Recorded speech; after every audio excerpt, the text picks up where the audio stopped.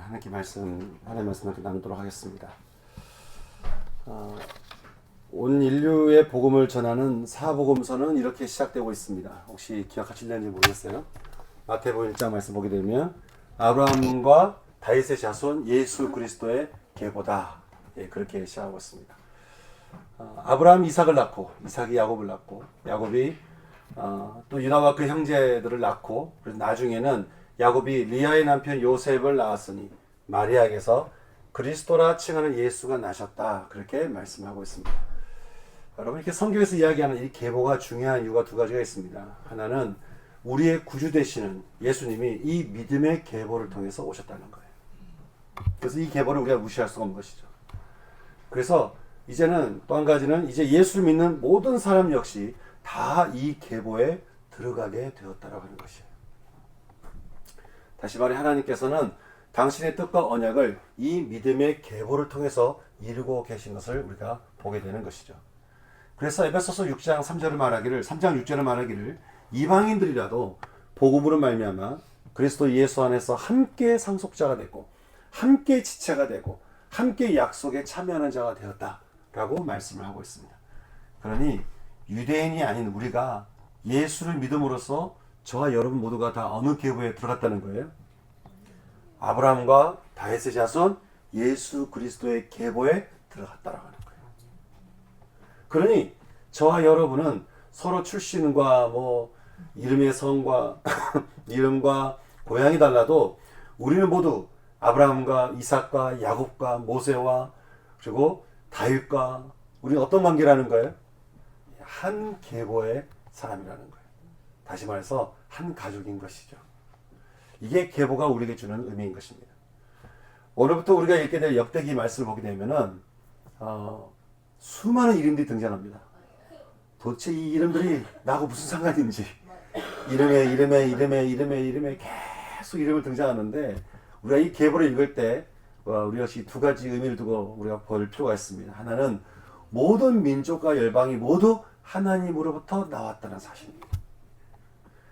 지금 이렇게 치열하게 싸우고 있는 팔레스타인과 이스라엘, 그리고 요즘에 극한 대립으로 싸우고 있는 인도나 파키스탄, 그리고 우리도 마찬가지죠. 남한이나 북한, 사실 우리가 모두 다 같은 뿌리에서 나온, 사실은 한 가족의 뿌리를 둔 사람들이라고 하는 것이죠. 그런 말 있잖아요. 우리가 남이가 그러잖아요.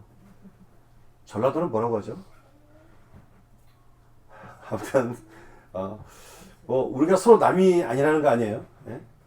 그리고 그런 따지고 보면 이 세상에 혹시 우주인이 있으면 몰라도 이 지구상에 사는 사람들은 어느 누구도 남인 경우가 없는 거예요. 다 하나님에게서부터 우리는 같은 뿌리이기 때문에 그런 것이죠. 이처럼 역대기는 아담에서부터 시작해서 온 인류가 같은 뿌리를 두고 세상에 퍼져나갔다라고 하는 것을 말해주면서 이제 또 하나 의미를 말해주는데, 그것은 그 가운데서는 하나님께서 택하신 믿음의 계보가 있다라고 하는 것이에요. 바로 아담의 자손 셈의 후손에서 아브라함과 이삭과 야곱과 그리고 넷째 아들 유다를 이어서 다윗에 이르기까지 하나님은 온 인류의 구원을 위해서 작정하시고 믿음의 계보를 세우셨다라고 하는 거예요. 사실 이 믿음의 계보가 수천 년을 이어오면서요, 굉장히 많은 위기들이 있었습니다. 멀리 볼 것도 없이 여러분이 믿음의 1세대로 한다면 여러분이 1세대로 믿음을 가지면서 여러분 얼마나 많은 위기가 있습니까? 내 믿음을 떠나도록 수없이 유혹하고 미혹하는 것에서 우리가 얼마나 많은 위기를 겪습니까? 또 역사적으로 봐도 우리나라에서 순교당한 조선시대 천주교 신자들이 얼마나 많고, 또 전쟁 중에 북한에 의해서 순교당한 기독교 신자들이 우리나라 곳곳에 있는 것을 우리가 역사적으로 갖고 있는데, 일본도 보게 되면 기독교인들을 모조리 산채로 죽이라고 해가지고 얼마나 많이 죽였는지 몰라요. 중국의 모택동이나 구소련의 스탈린은 기독교인들은 모두 다 죽일 거라고 말하면서 모든 기독교인들은 한 세기를 지나면 다시는 나타나지 않을 거라고 그들이 그렇게 아주 공언을 했거든요. 근데 여러분, 그렇게 공언을 했지만 또 우리가 열왕기서 또 봤으니까 우리가 성경에서도 수많은 위기들이 있잖아요. 다윗의 조상이었던 이방 모압 여인 룻과 또 유다 지파 사람 보아스와의 결혼이 순탄하지 않았던 것도 여러분이 아실 거고요.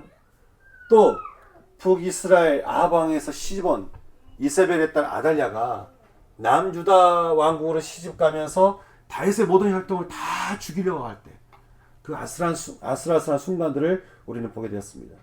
그리고 주변 강대국들에게 포로로 끌려가게 된 일도 그런 것이죠. 분명히 끊어질 만도 하고 없어질 만도 하고 사라질 만도 한데 끈질기게 이 믿음의 계보가 살아남아서 심지어 이 믿음의 계보가 전 세계 역사를 지금도 주도하게 된 것은 이 계보는 누가 선택하신 계보예요? 하나님이 선택하신 계보요.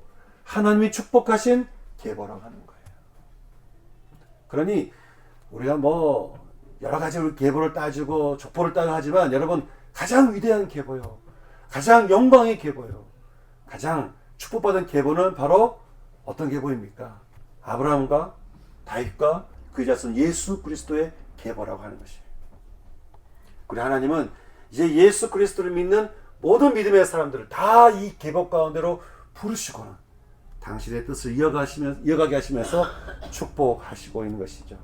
그러니 여러분 우리가 예수님을 믿음으로써 이 계보에 들어가게 되었다라는 사실이 얼마나 놀라운 일입니까? 어떤 사람은 내가 이 계보에 부름받았고 내가 이 계보에 들어갔다는 사실에 대해서 별로 그렇게 믿음의 확신이 없는 사람들이 많이 있는 것 같습니다. 하지만 여러분 성경은 말합니다. 요한복음 1장 12절은 말하기를 영접하는 자, 곧 그 이름을 믿는 자들에게는 하나님의 자녀가 되는 권세를 주셨다라고 우리에게 말씀해 주고 있습니다. 또 바울은 로마서 8장 16절에서 이것을 확증하기 위해서 성령이 친히 우리의 영과 더불어 우리가 하나님의 자녀인 것을 증언하시나니 자녀이면 또한 상속자 곧 하나님의 상속자여 그리스도와 함께하는 상속자가 되었다라고 우리에게 말씀해 주고 있습니다. 그러니 여러분 에베소서 5장 1절에서 바울은 말하기를 너희는 하나님께 택함 받아서 사랑을 받게 된 자녀같이 너희는 이제 어떤 사람이 되어야 되느냐? 너희는 하나님을 본받는 사람이 되어라 라고 우리에게 말씀하는 거예요. 여러분 우리를 사랑하심으로써 당신의 품으로 부르신 하나님과 함께 우리가 동행한다면 우리의 시선이 그래서 하나님께 있고요. 하나님의 호흡이 나에게 있다고 한다면 그래서 늘 이 하나님의 계보 가운데 하나님과 함께 동행하면서 그 믿음 가운데 살게 된다고 한다면 그래서 하나님 마음이 내 마음이 있고 내 마음이 하나님께 있다고 한다면 여러분 우리가 누구를 닮아가겠습니까? 하나님을 닮아가지 않겠어요? 저는 저와 여러분의 신앙이 어제나 오늘이나 내일 변함없이 세상을 쫓아 살아가는 삶이 아니라 삶을 살아가면 살아갈수록 여러분에게서 하나님을 발견할 수 있는 그런 은혜가 저 여러분 가운데 있을 수 있기를 주님 이름으로 축원합니다. 저는 그래서 주님이 여러분을 부르셨고 또 여러분이 그 부름에 아멘으로 응답하셨다 한다면 여러분은 아담과 아브라함과 다윗과 그의 자손 예수 그리스도의 계보로 이미 들어온 줄 여러분 믿으시기 바랍니다. 아멘. 예. 그럼 이제 그 믿음을 가지고 우리가 날마다 주님과 동행하면서 날마다 하나님을 닮아가는 삶을 살아가게 되는 것이죠. 주님이 부르신 이 계보로 우리가 부름받았다라고 하는 이 믿음. 그래서 우리가 하나님께 속한 자가 되었다라고 하는 이 믿음. 이 믿음이 저와 여러분의 평생의 믿음이 될 수 있기를 바라는 것이에요. 우리가 이 믿음을 가지게 되잖아요. 그러면 이제 이 믿음을 가지고 역대기 말씀을 보게 되면 역대기에서 수없이 기록되어 있는 그 이름들이 나름 정겨워집니다. 왜냐하면 이 이름이 남의 이름이 아니에요. 우리가 남의 족보를 보고 있는 게 아니에요. 이게 우리 족보의 이야기인 거예요. 우리 믿음의 계보의 이야기인 거예요. 우리 믿음의 선배들의 이야기인 거예요. 누군지는 모르겠지만 어떻게 행동했지는 모르겠지만 하여간 하나님께서 그 믿음의 계보 이름 하나하나 부르시면서 그 뒤에 나도 있는 거 아니에요. 나를 부르신 것처럼 이 사람도 부르셨구나.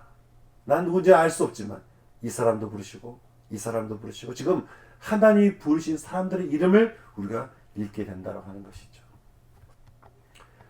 그런데 이렇게 우리가 언약의 그 계보 가운데로 부름받았다 할지라도요, 우리가 잊지 말아야 될 것이 있습니다. 그것은 이 계보에서 어떻게든 우리를 벗어나게 하려고 하는, 어떻게든 이 계보에서 우리를 빼내려고 하는 마귀의 세력이 있다는 사실을 여러분 잊어서는 안 됩니다.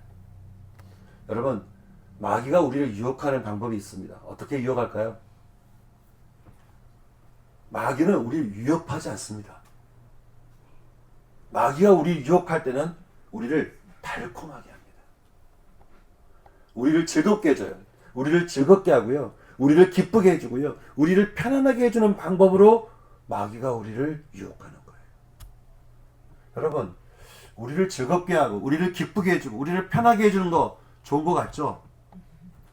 근데 제가 지금 이야기하는 것은 이것을 우리는 중독을 이야기하는 것인데, 모든 죄에는 중독이 있다는 거 여러분 아십니까? 그리고 모든 중독은 다 죄에서 나왔다라고 하는 것을 우리는 알아야 됩니다. 나를 즐겁게 해주고 편안하게 해주고 기쁘게 해주는 그 어떤 물질이나 물건이나 사람에게서 내 마음을 채우려고 하고, 거기서 우리가 안정감을 채우려고 느끼려고 하는 이 중독적인 행위를 통해서 여러분 잊지 말 것은 마귀는 우리 시선을 훔치는 거예요. 하나님으로 가는 우리 마음을 빼앗는 거예요. 제가 여러분에게 스마트폰 보는 것을 주의하라고 지난주에 여러분 모두에게 말씀드린 이유가 거기에 있습니다. 스마트폰을 통해서요, 반응을 통해서 마귀는 하나님께 가는 우리 마음을 뺏어요. 하나님께 가는 우리 시선을 뺏어요. 훔치는 것이죠. 여기에 큰 위기가 있다고 하는 거예요. 오늘 말씀에서도 보면 1장부터 기록된 계보대로 계수된 이스라엘이라고 해도 커다란 위기가 찾아오게 되는데, 바로 바벨론의 포로로 잡혀가게 된 사건이었습니다. 북이스라엘이 아수르의 포로로 끌려가게 되고요, 남유다가 이제 그 아수르 뒤에서 일어난 나라 바벨론의 포로로 잡혀가게 되었습니다. 아주 커다란 위기죠. 여러분, 그 위기라고 하는 것은 저절로 오지 않습니다. 성경은 말하기를 그 위기는 그들이 범죄하였기 때문이었다라고 우리에게 말씀하고 있습니다. 여러분, 이스라엘 왕들이 어떻게 범죄했는가는 여러분 열왕기서를 읽어보셨으니까 이제 알 것입니다. 바로 이방 풍속을 따르고 다른 신을 섬기면서 이제는 하나님과 다른 신을 동시에 섬기는 거예요. 하나님도 섬겨요. 예수님도 믿는다고 말하지만 세상도 믿는 거예요. 세상의 풍속도 믿는 거예요. 세상이 말하는 상식도 믿는 거예요. 하나님도 믿지만 자꾸 세상도 믿는 거예요. 두 마음이 있는 것이죠. 여러분, 그들이 왜 그랬을까? 왜 그들이 그 기가 막힌 하나님의 은혜를 경험했는데도 불구하고 두 마음을 품게 되었을까? 제가 보게 되면 인간이 가지고 있는 죄성 중에 뿌리에는 항상 뭐가 있냐면 불안이 있어요. 이 죄로부터 오는 우리 속에는 불안이 있어서 우리에는 불안한 마음이 올라오면 이 불안 때문에 우리가 어디로 가야 될까요? 우리 마음을 쉬게 해주고 함께 오늘 읽었던 우리가 또 성시교독처럼 우리 마음을 쉬게 해주고 우리를 인도해 주시는 그 영광의 하나님께 우리가 가야 되는데, 이 불안한 마음을 가지고 우리가 여기저기 손을 뻗치는 거예요. 하나님께 가기보다 이것도 붙잡고 저것도 붙잡으면서 내 마음이 막 분산되는 것이죠. 하나님께 가지 않아요. 자꾸 여기도 마음을 두고 저기도 마음을 두고 여기도 마음을 두고 마음이 계속 분산되는 것이죠.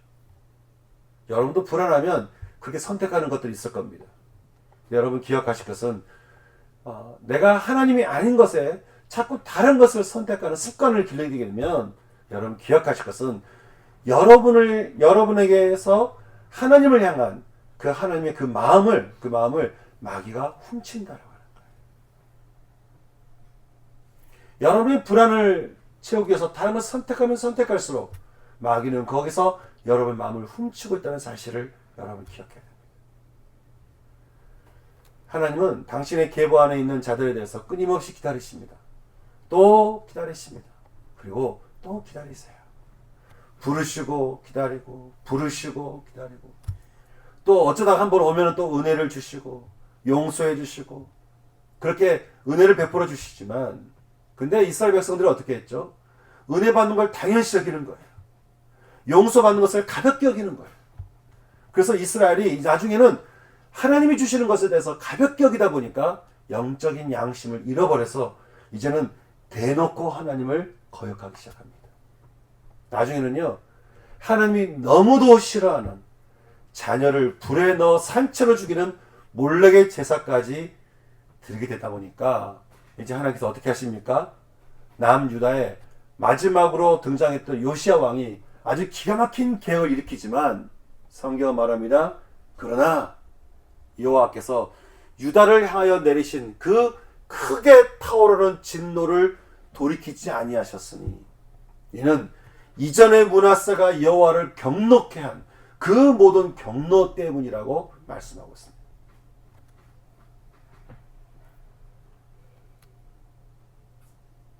바울은요, 고린도후서 5장 9절에서 너희는 주님을 기쁘시게 하는 자가 되기를 힘쓰라고 그렇게 말합니다. 주님을 기쁘시게 하는 자가 되기를 힘써라.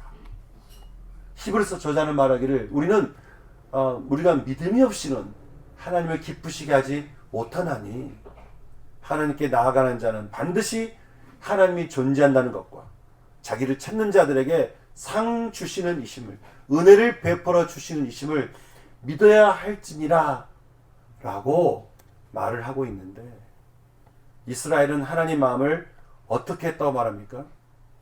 하나님을 실망시킨 것도 아니고요. 하나님께 죄송한 정도가 아니고요. 하나님을 경록했다는 거예요. 하나님을 분노했다는 거예요. 하나님 마음에 분노를 일으켰다는 거예요. 하나님을 기쁘시게 하는 것도 기쁘시게 한 것을 하지 않고 무슨 서운하게 하는 거라든지 뭐 미안하게 한다든지 그런 정도를 넘어서 분노했다라고 하는 것이죠. 사랑하는 성도 여러분, 전 저와 여러분이 하나님을 경노하게 하고 분노를 일으키는 것이 아니라 하나님을 기쁘시게 해드리는 삶을 살아갈 수 있기를 진심으로 소망합니다. 안 그러면요, 하나님께서 아브라함과 다윗의 자손의 계보를 할지라도 이스라엘을 이웃나라 바벨론에 넘겨버리신 거예요. 우리는 이 장면에서 함께 묵상할 말씀이 있습니다. 로마서 11장 말씀인데요. 바울이 이방인들 향해서 이렇게 말합니다.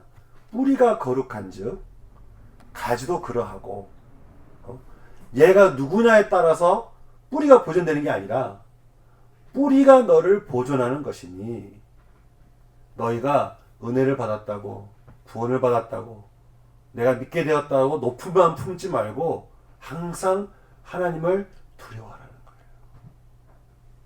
항상 하나님을 경외하는 삶을 살라는 거예요. 하나님이 원 가지도 아끼지 아니하셨은즉 너희도 아끼지 않을 거라고 하는 것이죠. 여러분, 하나님을 떠난 북이스라엘을 이웃나라 아수르에게 BC 722년 멸망케 하신 하나님은 이제 146년이 지나서 BC 586년 하나님을 떠난 남유다도 이웃나라 바벨론에게 멸망케 하셨는데 그래 여러분, 나중에 만삭되지 못하여 난자 같은 저와 여러분에게도 못하실 것 같습니까? 하나님께서 이스라엘도 버리셨고 유다도 버리셨는데 우리한테 못하실 것 같습니까? 여러분이 영원히 하나님을 내 죄를 지면서 영원히 하나님 믿고 구원 가운데 있을 것 같습니까? 여러분, 하나님은 은혜를 베푸시면서도 동시에 징계하시는 분이라는 사실을 잊지 마시기 바랍니다. 왜냐하면 하나님은 공의의 하나님이시기 때문에 그렇습니다. 근데 또 너무 또 절망하지 않을 것은 하나님의 징계는 멸망에 있는 것이 아니라 평안과 미래와 소망이 있다는 거 아니에요? 그래서 이스라엘은 이집트에서 돌아왔잖아요. 그래서 북이스라엘 사람은 또 나중에 아수르에서 돌아옵니다. 바벨론에서 남유다 사람들이 돌아와요. 여러분, 그들이 어떻게 다시 믿음의 계보로 돌아올 수 있었을까요? 그들의 언약의 계보안으로 돌아오는 데는 하나님께서 사용하신 방법이 두 가지가 있었습니다. 하나는 회개에 합당한 열매를 맺게 하신 것입니다. 회개에 합당한 열매를 맺게 한 다음에 돌아오게 하시는 거예요. 이스라엘이 광야에서 40년을 돌면서 회개에 합당한 열매를 맺었듯이 남유다는 바벨론 포로에서 70년이라는 회개에 합당한 열매를 맺게 하셨습니다. 이것이 그들의 죄에 대한 대가였고 합당한 열매였습니다. 성도 여러분, 회개에 합당한 열매가 있다는 사실을 기억하시기 바랍니다. 그냥 내가 뉘우친 것은 회개가 아닙니다. 그러지 말아야지 하는 것은 회개가 아닙니다. 회개는 내가 그 삶에서 온전히 돌이키기로 결정하고 하나님께 도움을 구하고 엎드리는 것입니다. 여러분 안에 죄가 있으십니까? 혹시 그 죄 때문에, 그 죄의 습관 때문에 혹시 하나님이 여러분 마음을 기다리고 계시지 않습니까? 또 여러분을 이런저런 모양으로 폭풍을 일으키고 계시는 것을 여러분도 혹시 느끼고 계시지 않습니까? 그러면 여러분의 죄에 대해서 합리화하지 마시고, 내가 이랬으니까 죄를 지을 수밖에 없었고, 내가 이러니까 죄를 지을 수밖에 없었다라고 합리화하지 마시고, 그것이 여러분의 죄라는 것을 깨닫거든 그 역시 주님 앞에 마음을 돌이켜서 회개하시기 바랍니다. 스스로 겸비하고 회개하여서 회개에 합당한 열매를 받으시기 바랍니다. 하나님께 회개하면요, 하나님께서 그 회개에 대한 합당한 열매를 여러분에게 주시고 여러분을 하여금 그 죄에서 풀어나게 할 거예요. 그렇게 우리가 주 앞에 엎드리면요, 하나님 우리에게 충분한 은혜를 베풀어 주실 것입니다. 그리고 또 한 가지, 언약의 기반으로 돌아오게 될 때 하나님은 무엇보다도 예배를 통해서 회복시키셨다라고 하는 거예요. 역대하 36장에서 하나님은 페르시아의 고레스 왕 원년에 고레스의 마음을 감동시키셔서 온 나라에 공포도 하고 조소도 내려서 이렇게 말을 하게 합니다. 하늘의 신 여호와께서 세상 만국을 나에게 주셨고 나에게 명령했다는 거예요. 고레스가 말하기를. 그러면서 무슨 명령을 했냐? 유다 예루살렘에 성전을 건축하라. 그렇게 명령했다는 거예요. 하나님께서. 그래서 말하기를 너희 중에 그의 백성 된 자는 다 올라갈지니라 라고 명령하는 것이죠. 여러분, 지금 하나님께서 이스라엘 회복을 위해서 고레스를 시켜 제일 먼저 뭘 하게 하신 것이죠? 성전을 회복하게 하신 거예요. 그리고 실제로 오늘 우리가 읽은 말씀 2절부터 9절 말씀들 쭉 이름들을 보게 되면 그렇게 해서 제일 먼저 돌아오게 하신 사람이 누구였냐? 보니까 제사장들과 레위 사람들과 느디딤 사람들이었다. 느디딤 사람이라고 하는 것은 성전 봉사자들을 말합니다. 다시 말해서 하나님은 예배를 섬길 자들을 먼저 귀환하게 하시면서 성전을 건축한 후에 하나님을 향한 예배를 통해 그 땅을 회복시키셨다는 거예요. 그럼 여러분, 우리가 믿음의 계보에서 벗어나지 않기 위해서 혹시 우리가 죄 가운데 벗어났다 할지라도 우리가 언제나 잊지 말고 품어야 되는 마음은 무엇이겠습니까? 자, 보니까 두 가지예요. 하나는 겸손이고 하나는 예배입니다. 하나님 앞에 겸손하는 거예요. 여러분, 우리가 언약의 계보에 들어가게 된 것도 하나님의 전적인 은혜 아닙니까? 혹시 여러분이 뭔가 애를 쓰셨어요? 여러분 뭔가 애를 써서 언약의 계보에 들어오게 된 겁니까? 하나님 전적인 은혜 아니에요. 그죠? 우리의 죄로 인해서 이 계보에 우리가 벗어나려고 할 때에도 우리가 실수하고 우리가 죄를 짓고 이 계보에서 내가 끊어지는 것 같은 느낌이 든다 할 때에도 하나님이 어떻게 하셨습니까? 우리를 위해서 포기하지 않으시고 기다리시고 용서하시고 때로는 징계하시면서 또 우리를 품어주셔서 어찌됐든 우리 믿음의 계보 가운데로 계속 품어주시는 이 은혜 때문에 우리가 언약의 계보 가운데 있는 거 아니겠어요? 우리가 한 것이 아무것도 없고 우리가 지금 누리는 모든 것이 다 하나님의 은혜다라고 한다면 여러분, 우리가 하나님 앞에서 겸손하지 못할 이유가 어디 있겠습니까? 그 하나님을 예배하지 못할 이유가 어디 있겠습니까? 바울이 말하기를 우리는 우리 육체의 욕심을 따라 지내며 우리 마음이 원하는 것을 하여서 다른 이들과 같이 우리는 본질상 진노의 자녀였다고 하는 거죠. 하지만 긍휼이 풍성하신 하나님이 우리를 사랑하시는 그 큰 사랑을 인하여 허물로 죽은 우리를 그리스도와 함께 살리셨고 또 함께 일으키사 그리스도 예수와 함께 하늘에 앉혀주시니 너희를 구원한 이 은혜는 너희에게서 난 것이 아니요 이것은 오직 하나님의 선물이라. 그러니 그 하나님 앞에 우리가 엎드려서 마음을 겸비하며 늘 겸손하며 그 하나님 앞에 우리의 마음을 돌이켜서 늘 회개하며 그 하나님 앞에 엎드려서 늘 예배하는 우리가 삶을 살아갈 때 우리는 영원히 언약의 계보 가운데 살게 된다고 하는 것입니다. 사랑하는 성도 여러분, 저는 언약의 부름 앞에요, 언약의 땅에서 저는 우리가 이리저리 요동치면서 여기로 포로 끌려갔다가 저기로 끌려갔다가 마귀가 우리 마음을 훔치는 대로 이리 갔다가 저리 갔다가 요동치는 것이 아니라 우직하게 좀 그 언약의 땅 안에서 우리가 이렇게 평강을, 그 깊은 평강과 그리고 그 안식과 쉼을 우리가 마음껏 누릴 수 있는, 저는 그런 삶을 우리가 좀 살았으면 좋겠습니다.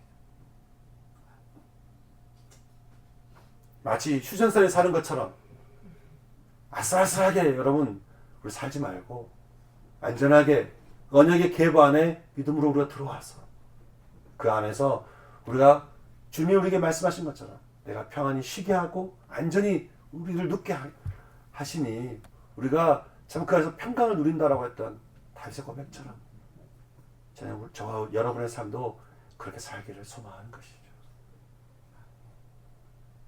오늘 주신 이 말씀을 그래서 우리가 마음에 기억하면서요, 우리가 그렇게 기도를 나갔으면 좋겠습니다. 두 가지를 두고 우리가 기도하고 싶은데, 하나는 겸손입니다.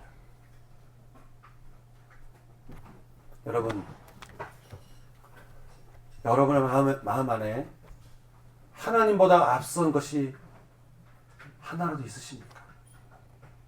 내가 옳다, 내 생각이 옳은 대로, 내 감정이 가는 대로, 내 습관이 하는 대로, 혹시 여러분 가운데 하나님보다 앞선 것이 있으십니까? 여러분, 언약의 계보로 부르신 그 주님 앞에 이 시간 우리 마음을 돌이켜서 회개했으면 좋겠습니다. 주님, 제가 주님 뒤로 물러서기 원합니다. 주님이 제 앞에 오시옵소서. 제가 주 앞에 마음을 겸비하여 엎드려 회개합니다. 주님, 제가 주 앞에 마음을 엎드려 회개합니다. 마음을 돌이킵니다. 주님, 제가 주 앞에 엎드려 회개하는 저의 기도를 들어주시옵소서. 그리고 또 한 가지, 그 하나님을 예배하는 기도를 들으십시다. 하나님만이 옳으십니다.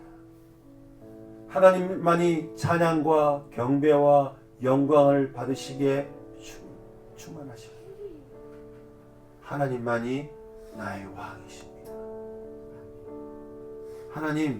하나님만이 내 인생의 모든 불안에서 나를 자유케 하실 분이신 것을 제가 믿습니다.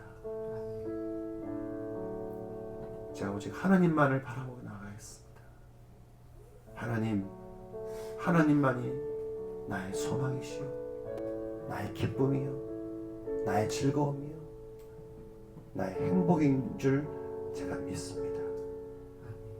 주 앞에 우리 마음을 돌이키시면서 함께 또 하나님을 예배하는 기도를 통해 함께 올려드릴 수 있는 우리가 시작했으면 좋겠습니다. 같이 기도할까요?